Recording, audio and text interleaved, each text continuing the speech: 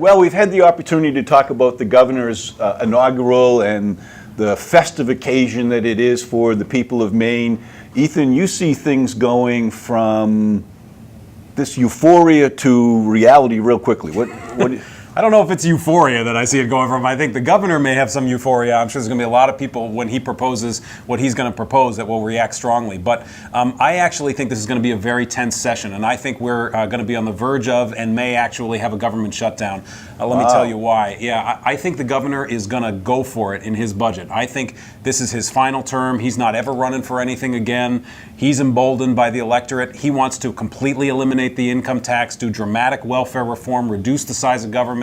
And I think his budget is going to be the place that he does it. And I don't think he's going to compromise. I think he's looking at it and saying, I'm all in.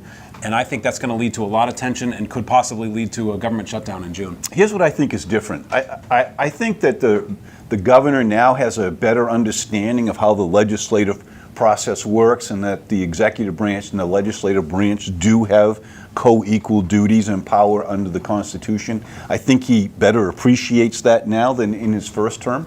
Second, I think the tone and style of the leadership in the legislature realizes now that he did get reelected with a significant enough support of the Maine people that they no longer are going to approach everything the governor talks about as let's just delay it or vote it down because he's not going to get reelected. So I think those two things in particular, his experience dealing with the legislature, the change in the legislative attitude will make it possible to get through those tough issues. But I do agree with you. The governor is going to be bold. Yeah. And he's going to address income taxes, energy costs, immigration, education, environmental issues, economic. He's, like you say, he's going to go for it. He's going to go for it. And while, yes, leadership has changed, I would say, though, that recognize that in the Senate, at least, the Senate Republican leaders are very much in lockstep with the governor's agenda.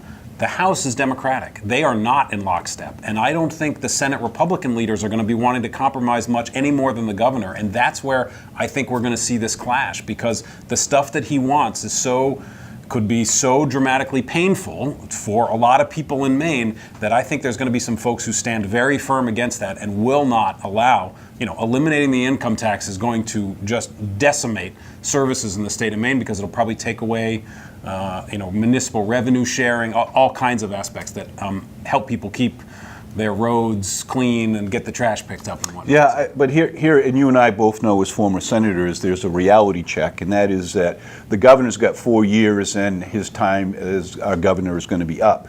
Legislators are going to run for re-election halfway through his second term. Right. So they're going to have to ask themselves, do I really want to go against the governor knowing that he was re-elected in my district by a significant support of my constituents? Yeah, but likewise, they're going to have to say to themselves, do I really want to have this level of controversy, possible government shutdown, or am I going to oppose my governor who never has to go back to the ballot? I do. He doesn't have to be held accountable to the voters anymore. I do. So they may very well say, you're not going to eliminate revenue sharing from my town. Which is why you and I will have plenty of things to talk about as the legislature goes into session next week.